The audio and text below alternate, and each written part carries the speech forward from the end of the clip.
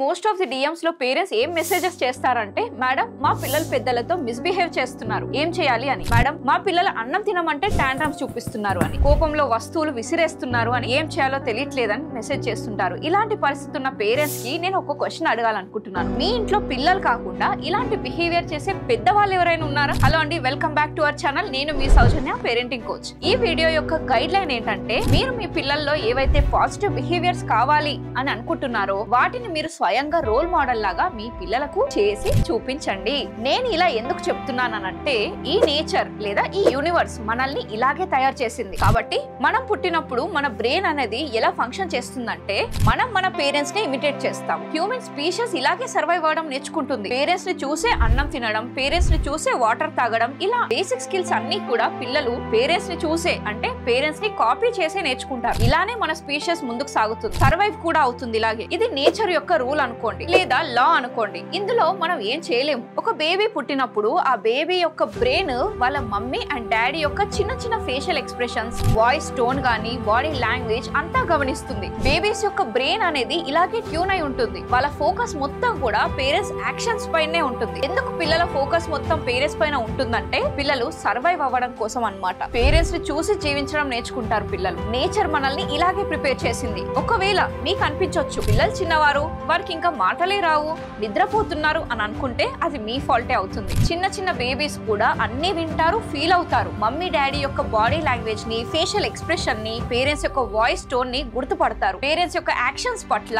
Sensitive గా కూడా ఉంటారు. వాళ్ళ మమ్మీ స్ట్రెస్ లో ఉంటే, మా మమ్మీ ఇప్పుడు స్ట్రెస్ లో ఉందని చిన్న పిల్లలకి తెలిసిపోతుంది. మమ్మీ కోపంలో ఉన్నా, హ్యాపీగా ఉన్నా పిల్లలకి తెలిసిపోతుంది. సో పిల్లలు పేరెంట్స్ యొక్క చిన్న చిన్న యాక్షన్స్ పట్ల ట్యూన్డ్ గా ఉంటారు, అంటే అలర్ట్ గా ఉంటారు. పేరెంట్స్ ని కాపీ చేయడానికి ట్రై చేస్తారు.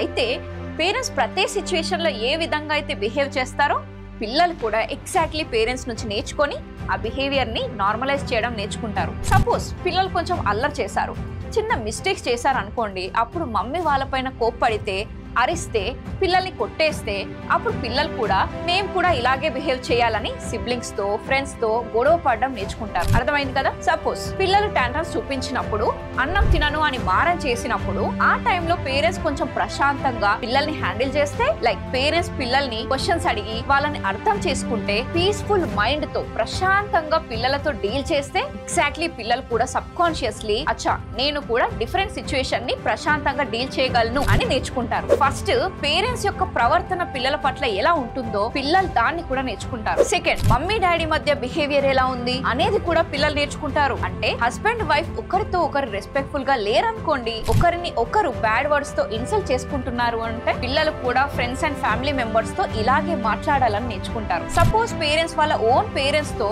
అబద్ధాలు చెప్పినప్పుడు, వాళ్ళతో అగౌరవంగా మాట్లాడినప్పుడు పిల్లలు ఇది కూడా గమనిస్తారు, అది కూడా నేర్చుకుంటారు. మీ పిల్లలు పెద్దగైన తర్వాత మీతో మీరు మీ పేరెంట్స్ తో బిహేవ్ చేసినట్టే ఎగ్జాక్ట్లీ బిహేవ్ చేస్తారు. యాజ్ ఎ పేరెంట్స్ చాలా పెద్ద రెస్పాన్సిబిలిటీ ఇది మనకి. కొందరు పేరెంట్స్ కి అనిపించవచ్చు ఇంత చేయాలా అని. మీరు మీ పిల్లల్లో మార్పు రావాలని అనుకుంటే, ముందుగా యాజ్ ఎ పేరెంట్స్ గా మీరు మారాల్సిన అవసరం ఎంతగానో ఉంది. చాలా మంది పేరెంట్స్ లాజికల్లీ కొన్ని విషయాల్ని పిల్లలకు నేర్పిస్తారనమాట. లాజికల్లీ తర్వాత ఎంత చెప్పినా పిల్లలు నేర్చుకోవడం లేదని ఫ్రస్ట్రేట్ అవుతారు. 10 సార్లు చెప్పినా కూడా, లాజిక్ తో సహా ఎక్స్ప్లెయిన్ చేసినా కూడా వీడికి అర్థం అవ్వట్లేదు, ఎంత చెప్పినా కూడా ఇలాగే చేస్తున్నాడు అని పేరెంట్స్ ఫ్రస్ట్రేషన్ ఫీల్ అవుతారు. బట్ పేరెంట్స్ మీరు తెలుసుకోవాల్సింది ఏంటంటే, పిల్లల లాజికల్ బ్రెయిన్ అనేది చిన్నప్పటి నుంచి డెవలప్ కాదు. పిల్లల లాజికల్ బ్రెయిన్ మెల్లిమెల్లిగా వారికి ఎక్స్పోజర్ లభించే కొద్దీ డెవలప్ అవుతుంది.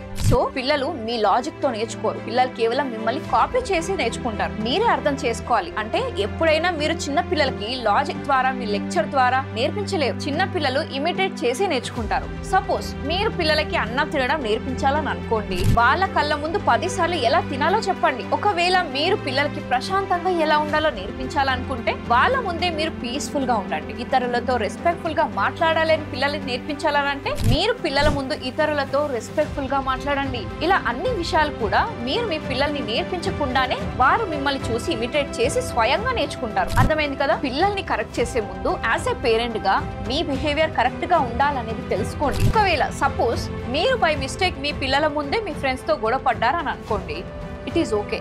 ఇలా జరుగుతుంది.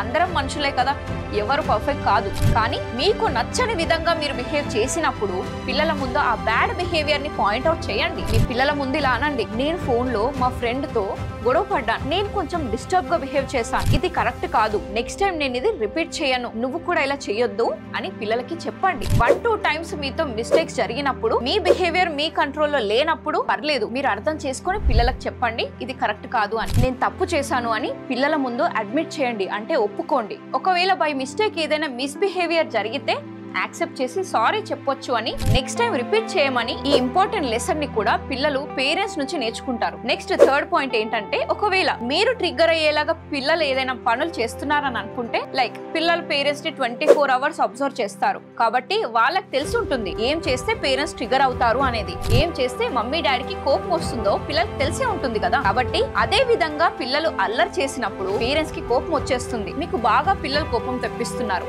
ఆ టైంలో స్టెప్ అవుట్ అవ్వడం మంచిది.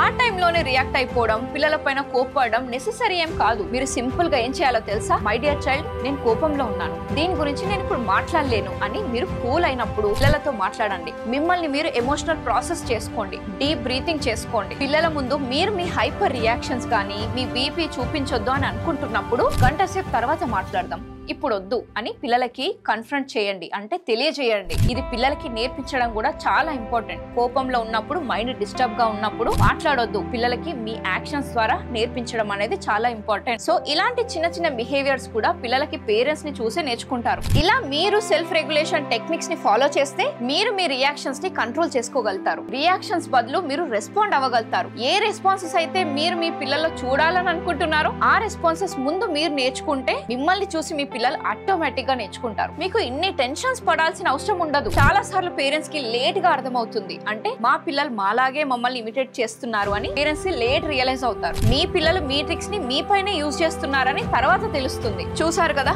పేరెంట్స్ అందరికీ కూడా పిల్లల నేచర్ గురించి డీటెయిల్ గా అర్థమైంది అని నేను అనుకుంటున్నాను. సో ముందు చెప్పిన టెక్నిక్స్ అన్నిట్లో కూడా ఏ టెక్నిక్ ఫాలో అయినా కూడా మీకు చాలా యూస్ఫుల్ అవుతుంది. మరి ఇలాంటి టెక్నిక్స్ ఎన్నో కూడా నేను అల్టిమేట్ పేరెంటింగ్ మాస్టరీ అనే కోర్స్ లో బ్యూటిఫుల్లీ డిజైన్ చేశాను. మీరు ఇంకా దీనిపైన వర్క్ చేయాలని అనుకుంటే, పేరెంటింగ్ ని నిజంగా అప్గ్రేడ్ చేసుకోవాలి, నేను మంచి పేరెంటింగ్ చేయాలి అనే ఇంటెన్షన్ మీలో ఉంటే ఖచ్చితంగా అల్టిమేట్ పేరెంటింగ్ మాస్టరీ అనే కోర్స్ కి ఇప్పుడే రిజిస్టర్ చేసుకోండి.